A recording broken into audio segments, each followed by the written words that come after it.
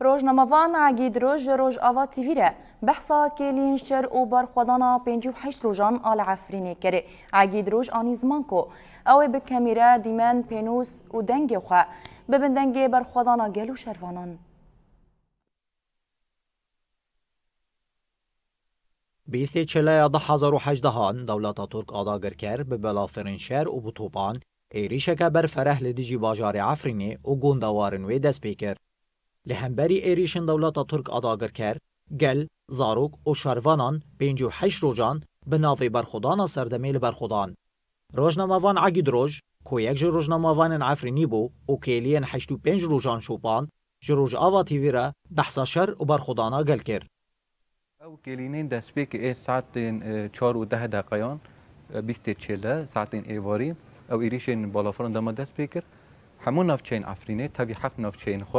و تبی نوند باجر و گندوارن عفرینش 366 گندنوه قاندی روزنامه‌وان هرم عفرینه او بلگه او دیمن او هویتیا داگر کریه به بالافرین شر دو گوتن ما ناوندین لشکری بمب باران کردن درکت اورته همون ناوندین گوهاتن بمب باران کردن ناوندین خدمتی بون ناوندین این مالین خلق عفرینی بون دورین جیم بوش بون هندک گرین استراتژیک بون عقید دست نشان کرد که گلی عفرینی همبری بالافرین شهر گلی شورشگری مشاندن. گلک دیمن این مگود دنگین گلان چاوا بلند بون کولان عفرینه دهجیان پر لاش انسانان دهجیا پر انسان قجدبون جبر دنگ برخدان دنگ گل عفرینه شب و روز تاخین عفرینه قطن دبو البته اف هم دبو جی او دنگ دبو دنگ نتن گل عفرینه دبو دنگ کردستانه او دنگ لجیهان بلا بو او قیرینا زاروکان قیرینا دایکن گول کولانان گول د سرهلدانان ده بجگیری خجبویه تکریه پجدان را برکردن اف سكن كرومات إيجال عفرينية بو أفضل سعودية جال عفرينية بتفجر آزادية وجريدانا بالريبر أبو بو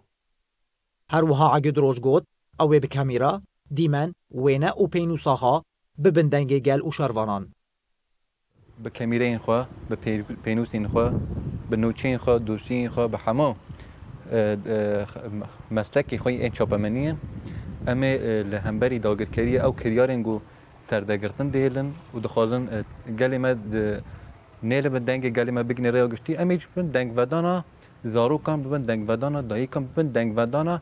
هر شروانه که گو دقلش یوان دا تفنگ آگر دباره کو دجمم دکوجه امیج ببن دنگ که مزن ریا گشتی ده برخودانا سردمی کو 58 روزان همبر تکنولوژیا هری پیشکدی دوام کرد 6 سالن عفرینی لشهبای به همان رهی و بارمانجا و گر الواری خواه قناغا دویامین ابار خودانا سردمه دو دومینن.